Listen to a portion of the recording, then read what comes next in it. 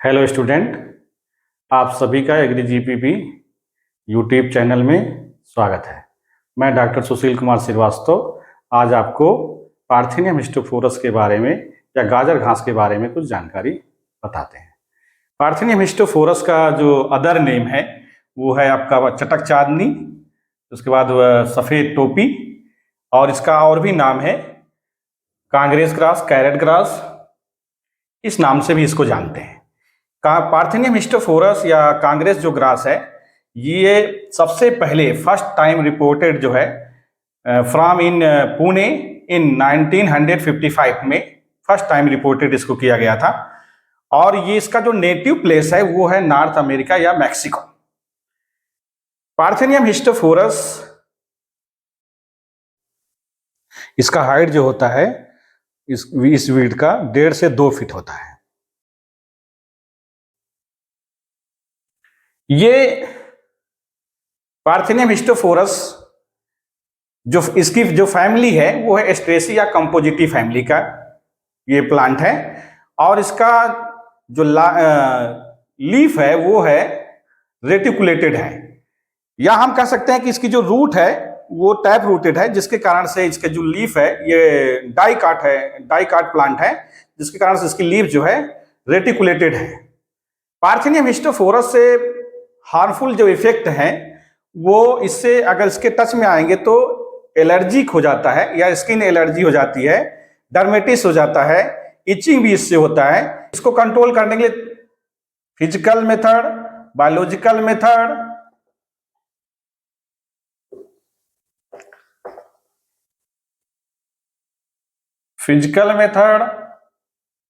Biological method,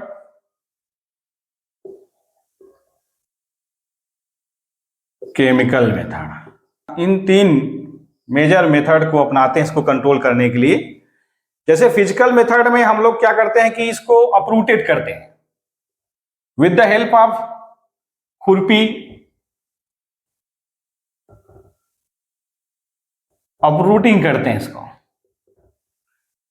और यहां से फिर उखाड़ करके, और इसकी कोशिश ये करनी चाहिए कि हमेशा इसको जो है वेजिटेटिव स्टेज में उखाड़ें, जिससे कि इसका कुछ यूज भी किया जा सके। इसका यूज हम लोग कर सकते हैं, कंपोस्ट के पिट में डाल सकते हैं इसको डिकम्पोज करने के लिए, या FYM के पिट में हम डाल सकते हैं, जहां गोबर की खाद बन रही है उसके पिट में डाल दें, या फिर वर्मी कंपोस्ट का जहां पिट बना हुआ है, या फिर हम हीप सिस्टम में अगर वर्मी कंपोस्ट बनाए तो उसके बेड पे उठा के डाल दें, तो वहां ये डिकम्पोज हो जाएगा। क्योंकि इसमें जो न्यूट्रिएंट का कंटेंट होता है वो अदर वेजिटेशन से ज्यादा होता है, और जब ये सड़ करके खाद के रूप में बनेगा तो अच्छी क्वालिटी का खाद बनेगा। और बायोलॉजिकल मेथड में हम लोग क्या करते हैं, दूसरा जो मेथड है बायोलॉजिकल मेथड है। बायोलॉजिकल मेथड में हम क्या करते हैं कि बायो एजेंट का प्रयोग करते हैं। बायो एजेंट में जैसे सर्वप्रथम फर्स्ट टाइम में जो है 1982 में जाइगोग्रामा बाइकोलोराटा का प्रयोग इसमें किया गया था, इसको कंट्रोल करने के लिए। अभी उसका वो ओल्ड नेम था, अभी जो प्रेजेंट टाइम में न्यू नेम जो है उसका कैलोग्राफा बाइकोलोराटा है। और ये इसको जो है बायोलॉजिकल जो मेथड है ये भी मेनली जो है केवल उस पर जो एक्जोटिक वीड है उस पर जो है उसको कंट्रोल करने के लिए यूज किया जाता है, या फिर सम पेरिनियल जो प्रॉब्लमेटिक वीड है उनको कंट्रोल करने के लिए बायोलॉजिकल जो मेथड अपनाते हैं। और बायोलॉजिकल मेथड को अपनाते समय ये ध्यान देना चाहिए कि हमेशा जो बायोजेंट आप यूज कर रहे हैं उसका जो है स्टारवेशन टेस्ट करते हैं। स्टारवेशन टेस्ट का मतलब ये होता है कि पहले ही जैसे हमने इसके ऊपर पार्थिनियम हिस्टोफोरस के ऊपर कैलोग्राफा बाइकोलोराटा को हम अगर इसके ऊपर छोड़ेंगे, जो बीटल्स है या मैक्सिकन बीटल के नाम से भी जाना जाता है, इसके ऊपर छोड़ेंगे तो वो केवल इसी के लीफ को, स्टेम को, इसके फ्लावर को खाएगा, किसी अदर वेजिटेशन को ना खाए, बल्कि वो मरना पसंद करे। इस पूरे प्रोसेस को हम बोलते हैं स्टारवेशन टेस्ट। स्टारवेशन टेस्ट करने के बाद ही कोई भी बायोजेंट टारगेटेड प्लांट के ऊपर छोड़ना चाहिए, जिससे कि वो केवल उसी प्लांट को फीड करे। तो बायोलॉजिकल मेथड बहुत ज्यादा इतना इजीली भी नहीं है, और जो बायोजेंट है इतना ज्यादा इजीली जो है अवेलेबल भी नहीं है, क्योंकि ये और इसमें कुछ और भी कमियां हैं बहुत सारी। क्योंकि इसमें अगर हम कोई भी जो बायोजेंट यूज कर रहे हैं, जैसे हमने ये पार्थिनियम हिस्टोफोरस को कंट्रोल करने के लिए मैक्सिकन बीटल का यूज हमने किया, तो मैक्सिकन बीटल से किसी दूसरे खरपतवार को हम बायोलॉजिकल मेथड के रूप में नहीं कंट्रोल कर सकते हैं। इसलिए ये काफी कॉस्टली है और हम हमेशा प्रॉब्लमेटिक या एक्जोटिक वीट को ही कंट्रोल करने के लिए बायोलॉजिकल मेथड अपनाते हैं।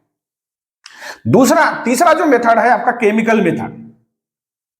केमिकल मेथड में हम ये ध्यान देते हैं कि कुछ ऐसे, जैसे ये अनकल्टिवेटेड एरिया है, पार्थेनियम हिस्टोफोरस बहुत सारे ऐसे स्थानों पे पाया जाता है, जैसे रोड साइड में, जैसे आपका रेलवे ट्रैक है, या गांव में जो है पंचायत भवन बना है उसके आसपास, या कोई अनकल्टिवेटेड एरिया है, अगर वहां पे उगा हुआ है, ज्यादा प्रॉब्लम पैदा कर रहा है, तो उसको कंट्रोल करने के लिए हम केमिकल में क्या करेंगे, ग्लाइफोसेट यूज करते हैं।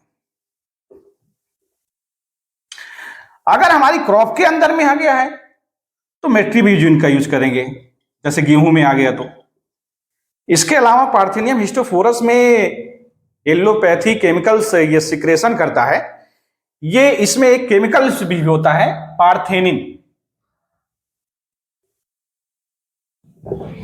और जो येलो केमिकल सिक्रेशन करता है तो किसी अदर वीट को भी ये इमरजेंस नहीं होने देता, उसकी ग्रोथ पर बैड इफेक्ट डालता है और क्रॉप के ऊपर भी बैड इफेक्ट डालता है।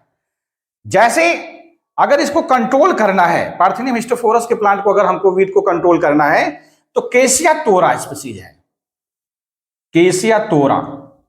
अब इसकी केसिया की बहुत सारी स्पीसीज है, केसिया ऑक्सीडेंटालेसिस, केसिया यूनिफ्लोरा, केसिया तोरा। अब इसके अलावा और भी है, ऐसा नहीं है कि केवल केसिया से ही कंट्रोल होता है, केवल केसिया स्पीसीज ही इसको सप्रेस करता है, ऐसा भी नहीं है। जैसे क्रोटान स्पर्सीफ्लोरम,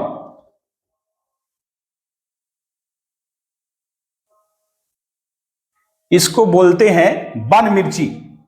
इसके माध्यम से भी ये जो, अगर हम जहां तक ये इंटेंसिव में अगर दिखे, ज्यादा सघन दिखे जहां पार्थेनियम हिस्टोफोरस, आप उसको क्रोटान स्पर्सीफ्लोरम जो है लगा ही दीजिए। अगर लगा देते हैं तो इससे ये कंट्रोल करेगा, इसका जो पार्थेनियम हिस्टोफोरस का जो प्लांट है ये समाप्त हो जाएगा। इससे जो केमिकल का सिक्रेशन होगा, अब इससे केमिकल का सिक्रेशन होगा तो इसकी जो पॉपुलेशन है ये धीरे धीरे समाप्त हो जाएगी।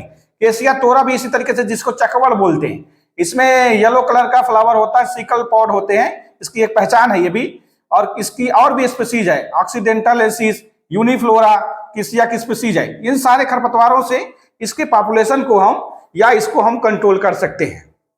पार्थेनियम वीट को जो है इस तरीके से कंट्रोल किया जाता है, जैसे बहुत सारे वीट को हम ग्रो करा करके इसको सप्रेस कर देते हैं, सब वीट, जैसे केसिया तोरा, जैसे क्रोटान स्पर्सीफ्लोरम, जैसे केसिया यूनिफ्लोरा, जैसे केसिया ऑक्सीडेंटालेसिस। ये सारे वीट अगर हम इसके पास में ग्रो कराएंगे तो इसकी पॉपुलेशन घट जाएगी, इसको हम इसके माध्यम से कंट्रोल कर सकते हैं, इसको सप्रेस कर सकते हैं।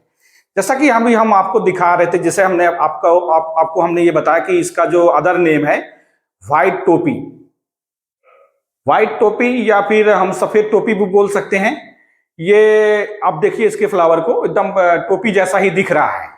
चटक चांदनी भी हमने बताया था आपको, और इसको हमने गाजर घास का नाम भी आपको बताया था, इसके अदर नेम जो है गाजर घास भी है। तो इसकी जो लीफ है वो गाजर से मिलती है, इसलिए इसका गाजर घास नाम दिया गया है। इस तरीके से पार्थेनियम के बारे में जो हमने आज जानकारी दी,